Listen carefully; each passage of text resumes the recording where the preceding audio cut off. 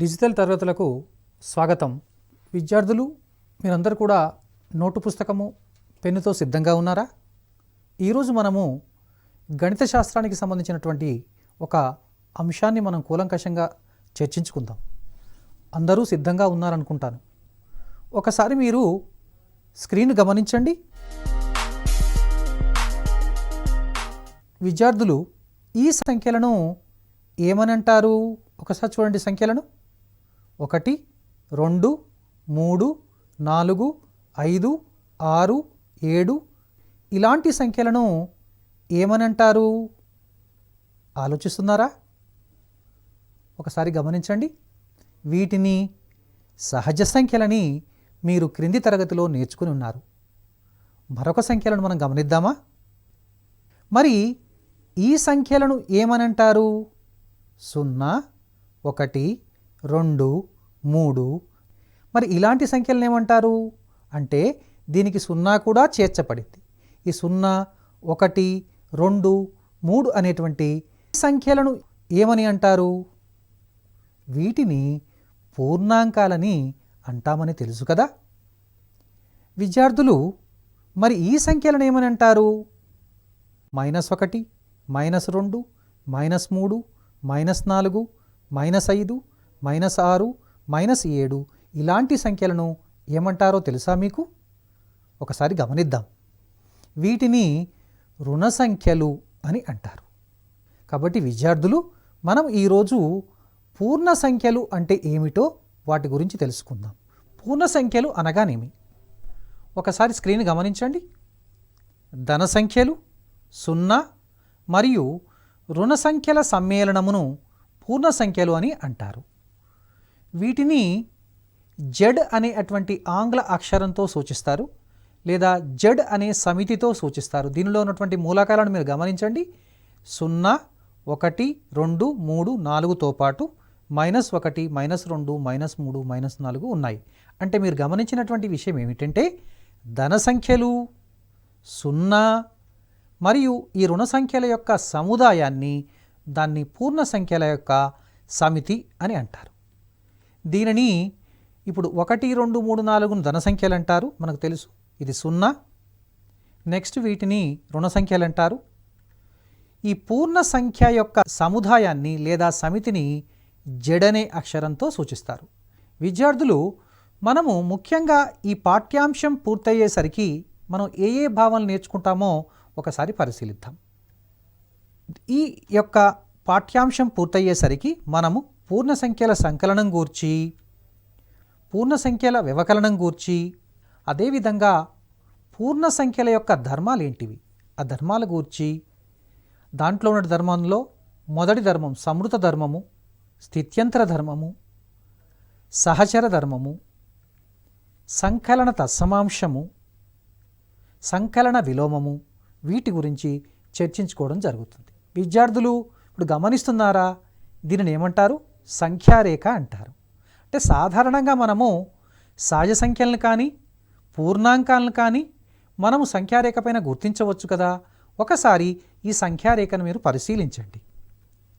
ఇప్పుడు దీన్ని ఏమంటారు అంటే ఇప్పుడు మనం 0ను గనక తీసుకున్నట్లయితే 0కు మనం కుడివైపునటువంటి యొక్క సంఖ్యలను ఒకసారి పరిశీలిద్దాం. మనం ఈ కుడివైపు ఉన్నటువంటి సంఖ్యలను ధన సంఖ్యలు అని అంటారు. గమనిస్తున్నారా విద్యార్థులు? మరి 0కు ఎడమవైపున్న సంఖ్యలను ఏమంటారు? ఎడమవైపు ఉన్నటువంటి సంఖ్యలను రుణ సంఖ్యలు అని అంటారు.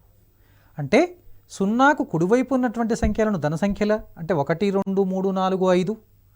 0కు ఎడమవైపు ఉన్నటువంటి సంఖ్యలను -1, -2, -3, -4, -5 ఈ విధంగా మనం అనంతంగా రాసుకోవచ్చు.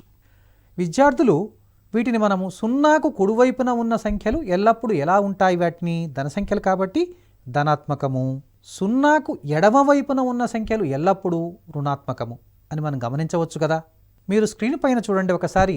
మీకు ఇక్కడ స్క్రీన్ పైన కైన్స్ కనిపిస్తున్నాయి. ఒకటి రెడ్ కైను, ఇంకొకటి గ్రీన్ కైను.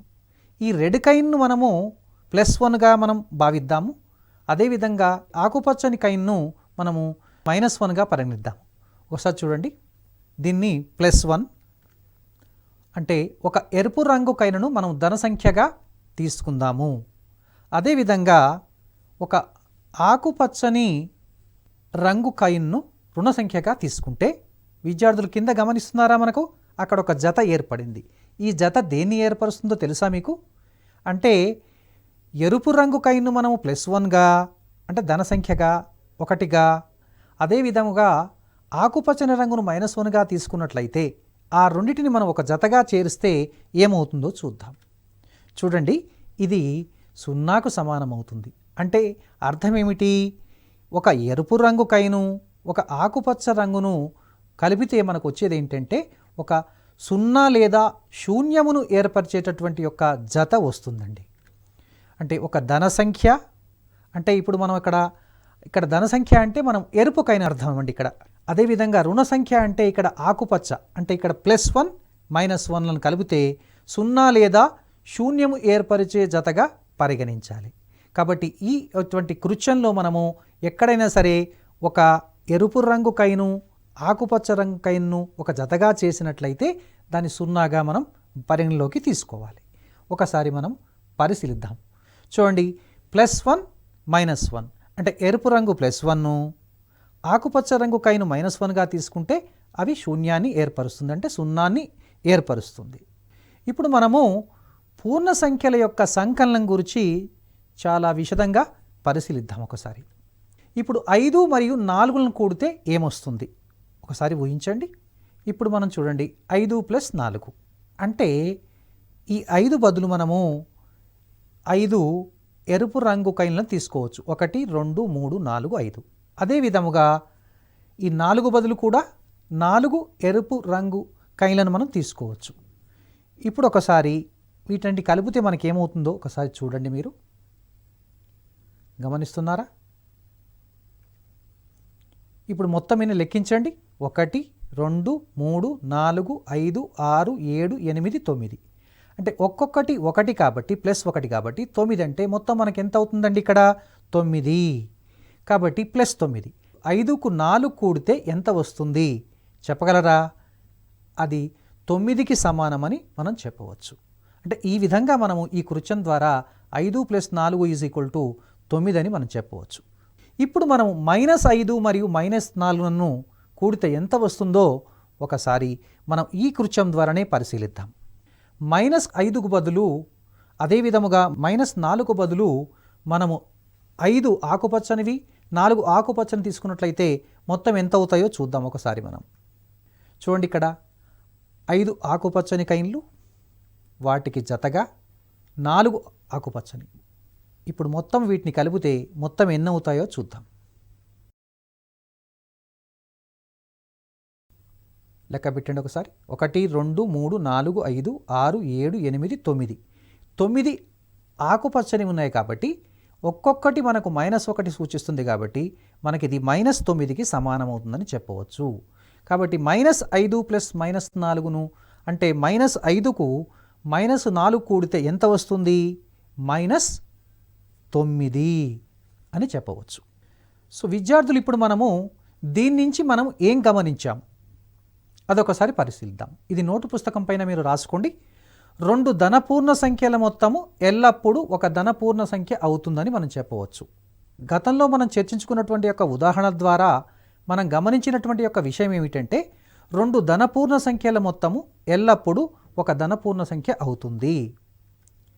నెక్స్ట్, అదే విధముగా 2 రుణపూర్ణ సంఖ్యల మొత్తము ఎల్లప్పుడూ ఒక రుణపూర్ణ సంఖ్య అవుతుందని మనం చెప్పవచ్చు. మరొక ఉదాహరణ పరిశీలిద్దాం. ఒక రుణపూర్ణ సంఖ్య ఉంది, ఒక ధనపూర్ణ సంఖ్య ఉంది. ఈ రెండు కూడితే ఏమొస్తుంది ఒకసారి పరిశీలిద్దాం. -5 + -5 అంటే -5 బదులు ఇప్పుడు మనం ఏం తీసుకోవచ్చు? ఇక్కడ 5 ఆకుపచ్చని నాణేలలాగా తీసుకోవచ్చు. నెక్స్ట్ 4 బదులు ఏం తీసుకోవచ్చు అండి? ఇక్కడ మనకు 4 ఎర్రవి. మొత్తం కలిపితే ఎంత అవుతుందో చూద్దాం. చూడండి విద్యార్థులు, ఇప్పుడు మనం ఏం చేయాలి? ఇక్కడ ఒక ఆకుపచ్చని నెక్స్ట్ ఒక ఎర్రని ఒకటి జతగా చేస్తాం. జతగా చేయటం వల్ల మీకు తెలుసు వాటి ద్వారా మనకు సున్నాలు లేదా శూన్యాలు ఏర్పరిచేటటువంటి యొక్క జత అవుతుంది. దాని ద్వారా మనకు 0 వస్తుందని చెప్పవచ్చు. చూడండి ఎన్ని ఉంటాయి ఎలాంటి జతలు? 1 2 3 4. చూడండి 1 2 3, 4. వీటి బదులు ఏం రాసుకోవచ్చు మనము? అవి సున్నాలుగా భావించవచ్చు. ఏం మిగిలిందండి? కేవలము ఒక ఆకుపచ్చని మిగిలింది. ఆకుపచ్చ దేనికి సమానమండి? -1. కాబట్టి -5 మరియు 4ను కూడితే ఎంత వస్తుందో మీరు చెప్పగలరు కదా. అది -1కి సమానము. చూడండి, 0, 0, 0, ఇది -1, కాబట్టి -1. -5 + 4 మీకు -1 వస్తుందని గమనించవచ్చు. కాబట్టి ఇది ఒక ప్రశ్న రూపంలో కూడా మీరు రాసుకోవచ్చు. -5కు ఏమి కలిపితే -1 వస్తుంది అంటే 4 కలిపితే వస్తుందని మీరు చెప్పవచ్చు కూడా. ఇప్పుడు ఈ ప్రశ్న ఒకసారి చూద్దాం. 5 మరియు -4లను కూడగా ఎంత వస్తుంది అంటే ఇక్కడ ఏం తీసుకోవాలి మనము? 5 ధన సంఖ్య కాబట్టి 5 మనము ఇక్కడ ఎరుపు రంగు కలిగినటువంటి ఒక కైన్స్ని తీసుకోవాలి. -4 కాబట్టి ఇక్కడ 4 ఆకుపచ్చని తీసుకుంటే వాటి ద్వారా మనం జతలను ఏర్పరచుకుంటూ వెళదాము. 1, 2, 3, 4. ఈ 4 జతలు కూడా ఏమవుతాయో చూద్దాం ఒకసారి. 1, 2, 3, 4 సున్నాలు అయిపోయాయండి. అంటే కేవలం ఏం మిగిలింది ఇక్కడ మనకు? ఒక ఎరుపు రంగు మిగిలింది. ఒక ఎరుపు రంగు అంటే అది దేనికి సమానం అవుతుందండి? అది +1కి సమానం అవుతుంది. చూడండి, +1కి సమానం అవుతుంది. కాబట్టి 5 + -4 అంటే 1. ఇక్కడ ధన సంఖ్య అనేది 5, రుణ సంఖ్య -4 చేర్చినట్లయితే ఇక్కడ 1 వచ్చింది. కాబట్టి మనం ఏం చెప్పొచ్చండి? ఇప్పుడు మనము 5 + -4 1 అని మనం చెప్పవచ్చు. ఇప్పుడు దీని నుంచి మనం ఏం గమనించామో ఆ గమనించినటువంటి ఒక విషయాన్ని ఒకసారి మనం ఇక్కడ చర్చించుకుందాం. 2 వేరువేరు గుర్తులు కలిగిన పూర్ణ సంఖ్యలను సంకలనము చేసినప్పుడు ఏం చేయాలంటే పెద్ద సంఖ్య నుండి చిన్న సంఖ్యను తీసివేసి పెద్ద సంఖ్యకు గల గుర్తును ఫలిత సంఖ్యకు చేర్చాలి. అంటే పెద్ద సంఖ్యకు ప్లస్ ఉంటే ప్లస్ రాయాలి, పెద్ద సంఖ్యకు మైనస్ ఉంటే మైనస్ రాయాలి. కాబట్టి ఈ విషయాన్ని మనం గమనించగలం. 2 వేరువేరు గుర్తులు కలిగినటువంటి యొక్క పూర్ణ సంఖ్యలను సంకలనం చేసిన సందర్భంలో పెద్ద సంఖ్య నుండి చిన్న సంఖ్యను తీసివేసి పెద్ద సంఖ్య గల గుర్తును ఫలిత సంఖ్యకు చేర్చవలను. ఇప్పుడు మనము పూర్ణ సంఖ్యల వ్యవకలనం గురించి చర్చించుకుందాం. ఇప్పుడు 5 నుండి 4ను తీసేయాలి. ఎలా తీసివేస్తే ఎంత వస్తుందో చూద్దాం. 5 అనేది ధన సంఖ్య, 4 అనేది కూడా ధన సంఖ్య. కాబట్టి ఇప్పుడు ఏం చేస్తాం మనము? ఎరుపు రంగు కాయిన్లు ఒక 5 తీసుకుందాము. దాంట్లో నుంచి ఒక 4 కాయిన్లు తీసేద్దాం. తీసేస్తే ఎలా వస్తుందో చూద్దాం. చూడండి ఒకసారి. 5 తర్వాత 5 నుంచి 4 తీసేస్తున్నాం. చూడండి, 4 వెళ్ళిపోయాయి. ఎన్ని మిగిలాయండి ఇక్కడ? కేవలం ఒక ఎరుపు రంగు కాయిన్ మిగిలింది. ఈ ఎరుపు రంగు కాయిన్ దేనికి సమానమండి? ఎస్, +1కి సమానం. మీరు చెప్పినటువంటి జవాబు సరైనదే. చూడండి, +1కి. కాబట్టి 5 - 4 అంటే మనకు 1. అంటే మీరు అక్కడ గమనించవచ్చు. 5 మైనస్ అక్కడ బ్రాకెట్ లాగా పెట్టుకోండి. అంటే 5 మైనస్ (1) అంటే 5 - 4 1 అవుతుంది అని చెప్పవచ్చు మనం. ఇప్పుడు 5 నుండి -4ను తీసేయాలి. మరి 5 నుండి -4ను తీసివేయటం ఎలా? ఒకసారి గమనిద్దాం. అంటే ఇప్పుడు 5 ఎరుపు రంగు తీసుకుందాం. ఒకసారి చూడండి, ఇక్కడ 5 ఎరుపు రంగు తీసుకుందాం. రైట్. ఇప్పుడు మనం -4 అంటే దీంట్లో ఇక్కడ మనకేంటంటే ఆకుపచ్చవి లేవు. కాబట్టి ఏం చేయాలి మనం? ఇప్పుడు ఆ 4కు సంబంధించినటువంటి యొక్క 0ను ఏర్పరిచేటువంటి యొక్క జతను తీసుకోవాలి. చూడండి, ఇప్పుడు మనం ఏం చేద్దాము? 4ను తీసివేయటకి ఏం చేయాలంటే ఇప్పుడు మనము 4 రుణరాశులు అక్కడికి లేవు కాబట్టి 4 శూన్యాల జతలను తీసుకోవాలి. అంటే 0ను ఏర్పరిచే జతలు తీసుకోవాలి. ఒక జత, 2, 3, 4 తీసుకున్నాం. ఇప్పుడు దీంట్లో నుంచి ఇప్పుడు మనం -4 తీసేయాలి. అంటే -4 తీసేయటం అంటే అర్థం ఏంటి? 4 ఆకుపచ్చని తీసేయాలి. దీంట్లో నుంచి తీసేస్తే ఏం మిగులుతాయో చూద్దాం ఒకసారి. చూడండి, 4 వెళ్ళిపోయాయి. లెక్క పెట్టండి, ఏం మిగిలాయి? ఇప్పుడు మొత్తము మనము ఎరుపు రంగు కాయిన్లు మాత్రమే మిగిలినాయి. ఒక్కొక్క ఎరుపు రంగు దేని తెలియజేస్తుందండి? 1, 2, 3, 4, 5, 6, 7, 8, 9. అంటే ఇక్కడ +9కి సమానము, 9 వస్తుందని చెప్పవచ్చు. చూడండి, 9. కాబట్టి 5లో నుండి -4ను తీసివేస్తే మనకు 9 వస్తుందని చెప్పవచ్చు. మరొక ఉదాహరణ పరిశీలిద్దామా? ఇప్పుడు మనము -5 నుండి 4ను ఎలా తీసివేయాలి? -5 అంటే ఇక్కడ 5 ఆకుపచ్చని తీసుకున్నాము. దాంట్లో నుంచి 4 లేవు తీసేయాలంటే ధనరాశులు లేవు కాబట్టి శూన్యాల జతను తీసుకుందాం.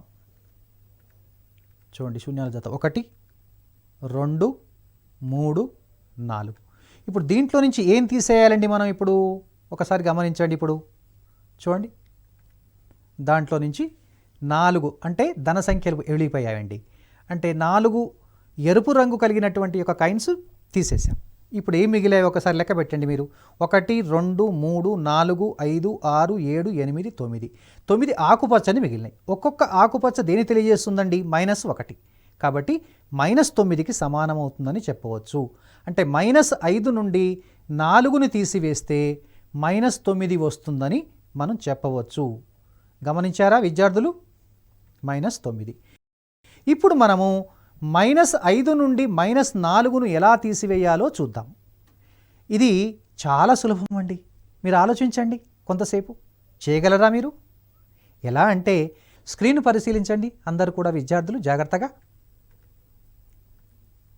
చూడండి. -5కు బదులు 5 ఆకుపచ్చని కాయిన్లు. దాంట్లో నుంచి మనం ఇప్పుడు 4 ఆకుపచ్చనివే తీసేయాలి. తీసేస్తాను చూడండి.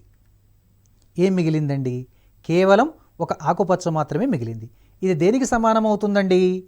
-1కి సమానమవుతుంది. విద్యార్థులు, ఇప్పుడు మనము ఏమి నేర్చుకున్నామో ఒకసారి గమనిద్దాము. అదేవిధంగా ఇప్పుడు మనం పూర్ణ సంఖ్యల యొక్క సంకలనము, పూర్ణ సంఖ్యల యొక్క వ్యవకలనం నేర్చుకున్నాం కాబట్టి ఈ పూర్ణ సంఖ్యలకు మొట్టమొదట మనము సంకలనానికి సంబంధించినటువంటి యొక్క ధర్మాలు, అంటే సంకలనముపై పూర్ణ సంఖ్యలు ఏ ఏ ధర్మాలు పాటిస్తాయో ఆ ధర్మాల గురించి ఒక ఉదాహరణ చూస్తూ మనము నేర్చుకుందాం. ఉదాహరణ చూడండి.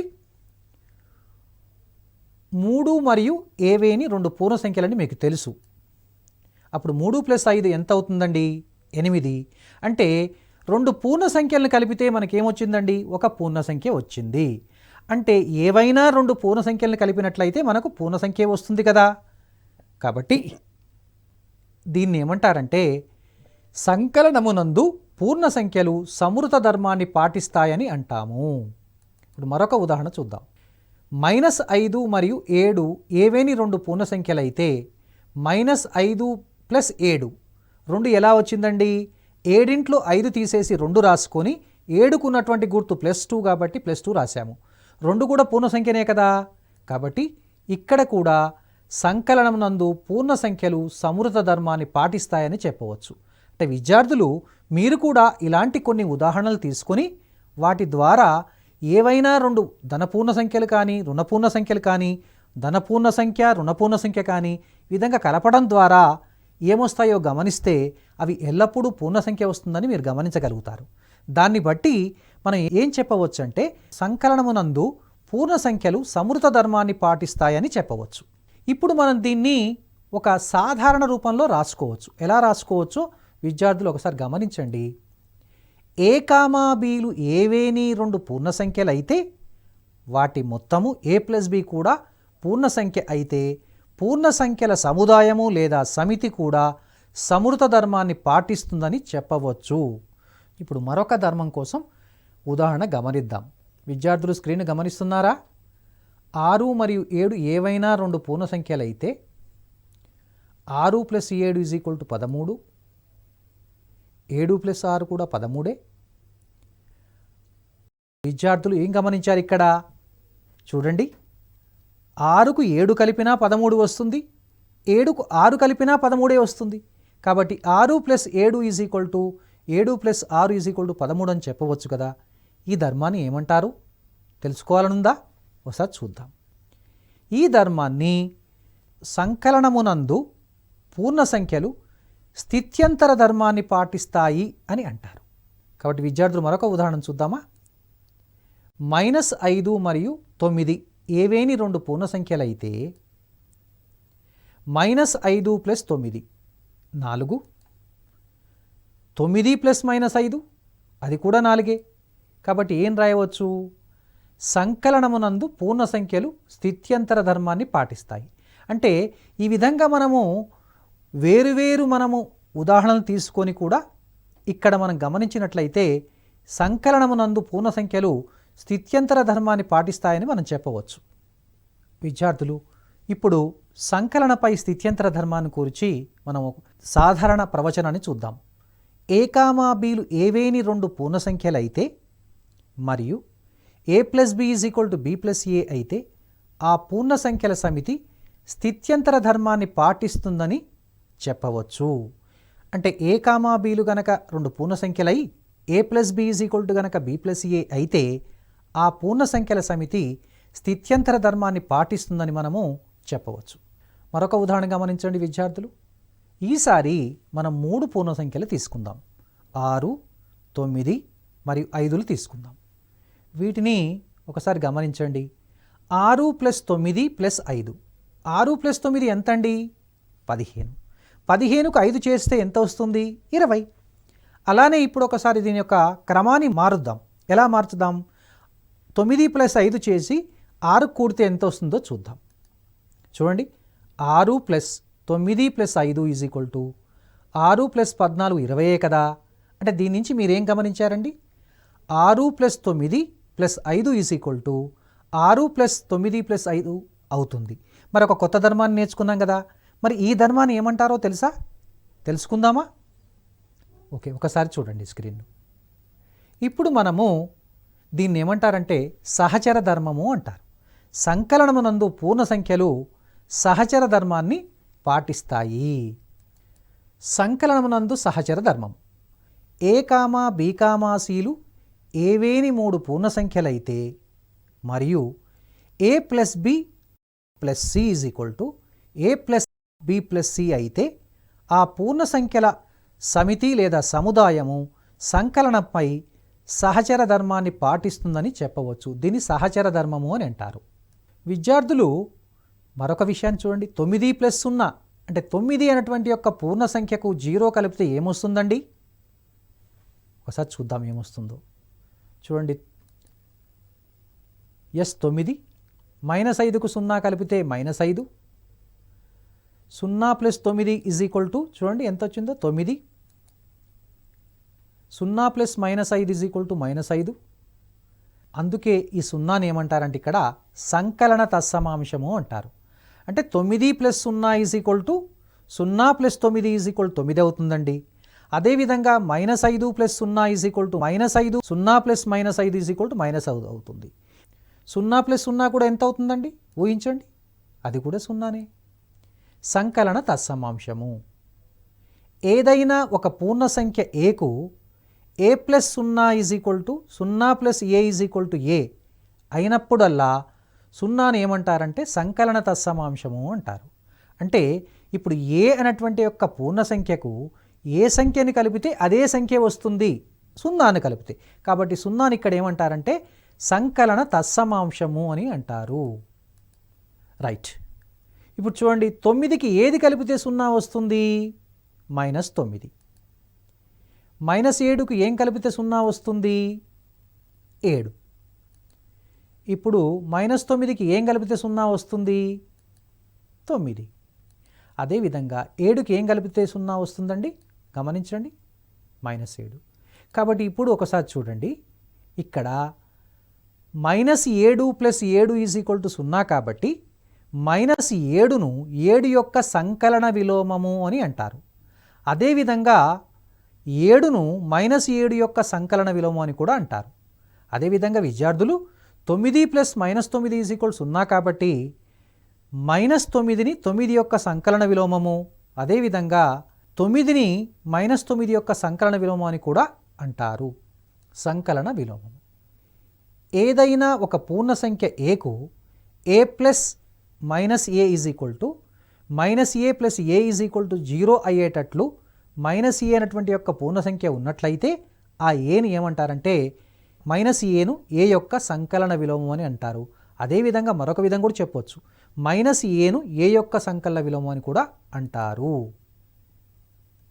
గమనిక చూడండి ఒకసారి, -aను a యొక్క సంకలన విలోమము అని అంటారు. అదేవిధంగా aను -a యొక్క సంకలన విలోమము అని అంటారు.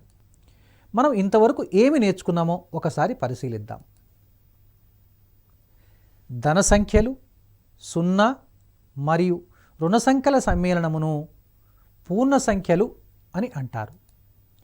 ఇప్పుడు ఒకసారి సంఖ్యారేఖపై చూడండి. సున్నాకు కుడివైపున ఉన్నటువంటి సంఖ్యలు ఎల్లప్పుడూ ధనాత్మకమని నేర్చుకున్నాము. సున్నాకు ఎడమవైపునున్న సంఖ్యలు ఎల్లప్పుడూ రుణాత్మకమని నేర్చుకున్నాము.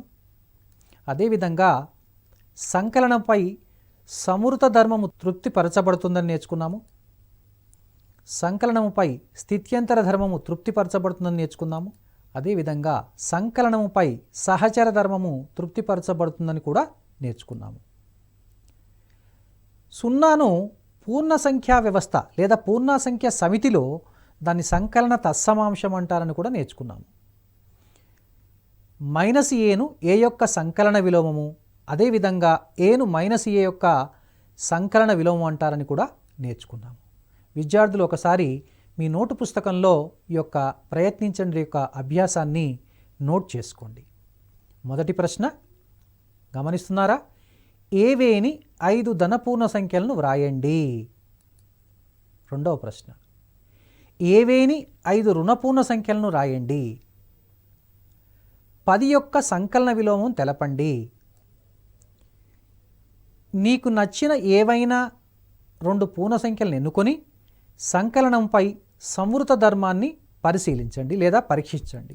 విద్యార్థులు, మనం ఇంతవరకు పూర్ణ సంఖ్యలు, వాటి యొక్క పరిక్రియల గురించి, వాటి ధర్మాల గురించి కూలంకషంగా చర్చించుకున్నాం. కాబట్టి మరి తదుపరి తరగతిలో మరొక అధ్యాయం గురించి నేర్చుకుందాము. అంతవరకు సెలవు.